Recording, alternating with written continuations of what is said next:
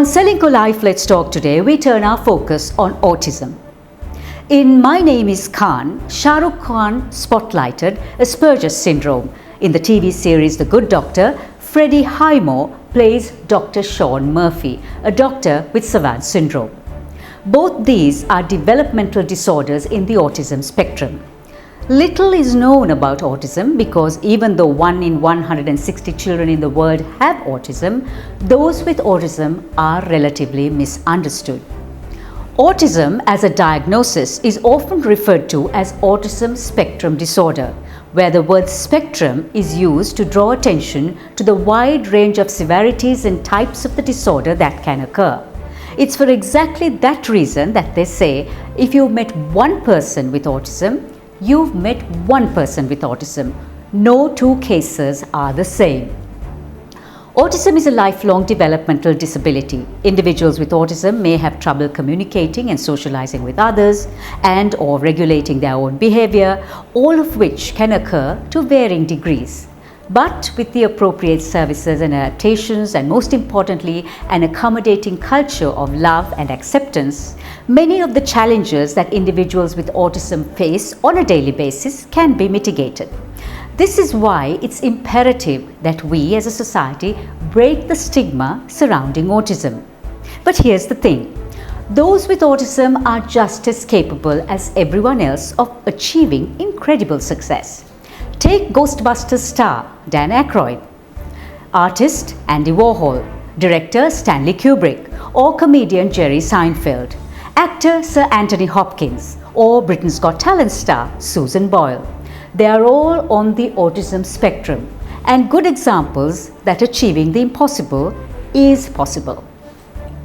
Today on Ceylinco Life Let's Talk, my guests give us an insight as to what we as a society can and must do to accommodate and integrate those with autism to collectively benefit from the different dimensions people with autism can add to our lives. So, consultant child and adolescent psychiatrist and senior lecturer at the Sri Jayawardenepura University, Dr. Yashoda Rohanachandra, mother of a child with autism, Malathi Kahandaliyanage, and Kesara Kahandaliyanage, her son, a young man with autism who together with the support of his family founded K's Kitchen, doing what he loves to do, cook, is on Ceylinco Life Let's Talk. Let's first hear from Dr. Rohanachandra. I asked her how much awareness there is in Sri Lanka about autism. So I would say that over the years that awareness in Sri Lanka has improved, but still it's very much lagging behind the rest of the world. So autism is something that can be diagnosed as early as 18 to 24 months, but we find that in Sri Lanka most children present around 3 years of age because the parents have failed to recognize the signs of autism, and mostly they present with speech delay, whereas the other signs and symptoms of autism that have been present even before that have been missed by the parents. So because of the delayed presentation, we miss the opportunity for early intervention, so more awareness is needed. So society cannot always identify a person with autism. It's not visible out there. What are the signs we should be looking for? So there are 3 cardinal features. So one is impairment in communication. So that includes both verbal and non-verbal communication. So verbal communication, they may have speech delay. So usually by about 1 year we expect a child to say one meaningful word, and about 2 years the child should be able to put 2 words together and tell a simple phrase. So there might be speech delay, or there might be speech regression where the child starts speaking normally but then loses the speech that he has acquired between 18 to 24 months. And sometimes the child may be speaking in jargon language where nobody can understand. And also then it affects non-verbal communication as well. So they may have poor eye contact, poor gestures, less facial expressions. And the other cardinal feature is poor social interactions. So they may want to spend time on their own rather than playing with their friends or rather than being with their parents, and they may respond poorly to their name. They might not be able to recognize other people's feelings and not make friendships. And the last feature is they may have restricted interest and behaviors. So some may have repetitive movements, repetitive rocking or rocking to and fro movements, or repetitive jumping, or sometimes they may repeat the words that they have previously heard, or they may have problems with sensation. Sometimes they feel things too much or feel things too less. They like routine and structure. So those are the things that we need to look for in a child with autism. So how do we engage and interact with an autistic person? Yeah, so children or people with autism, they do really well with structure and routine. So if a child with autism has a daily routine that he can follow, that will make things very much easier for him. And also when communicating with someone who has autism, we have to keep in mind about their communication difficulties. So always use simple language and try to avoid combining multiple ideas in one sentence. So communicate one idea at a time.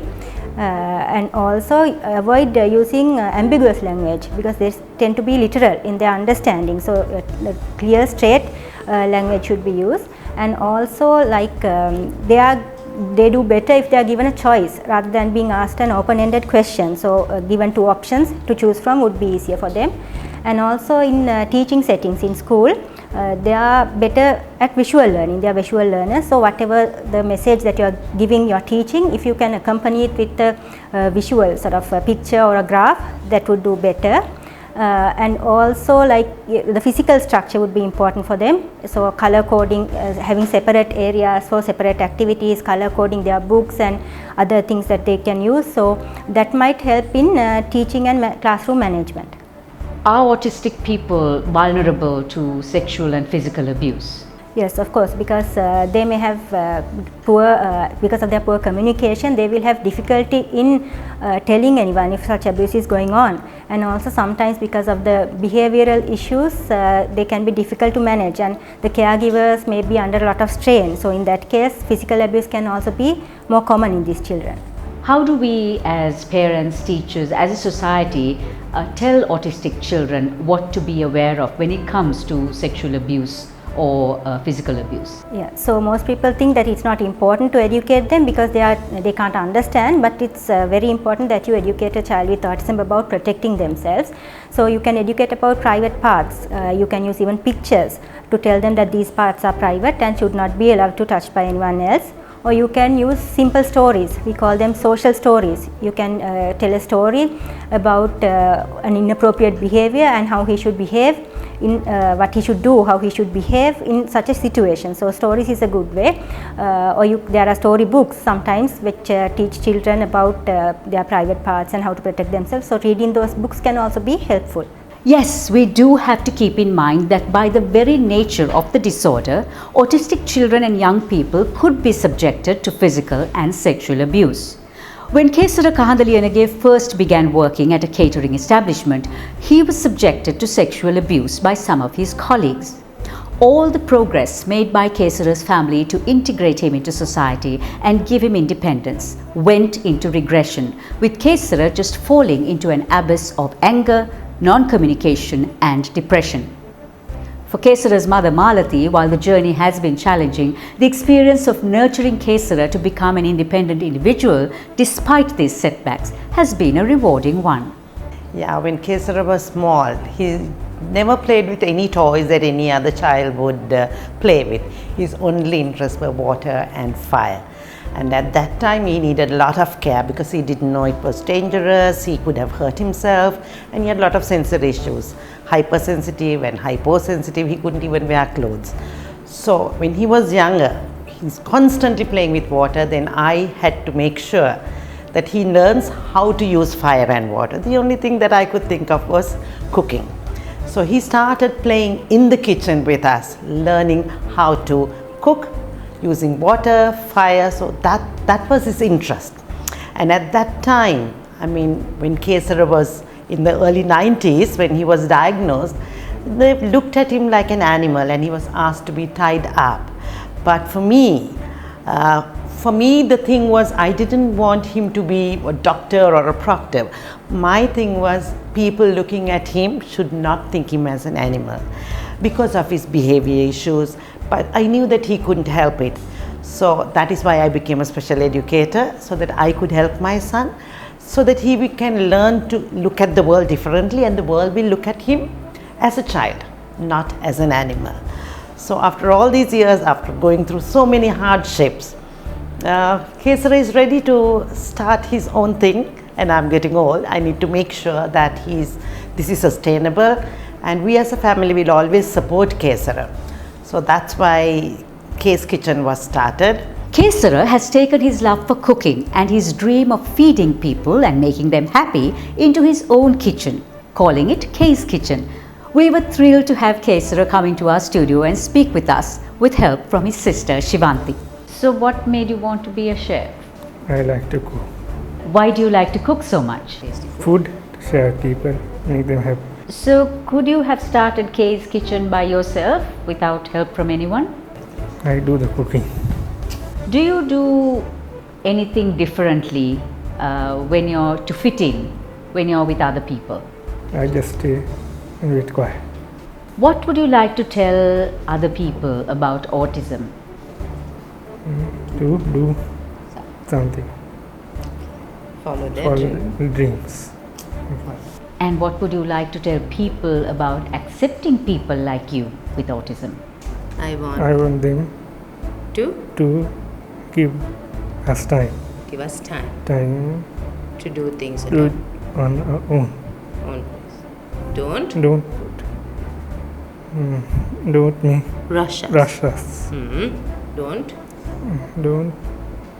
Shout. shout at Yes, you tell. for us. It's difficult for us to to say things things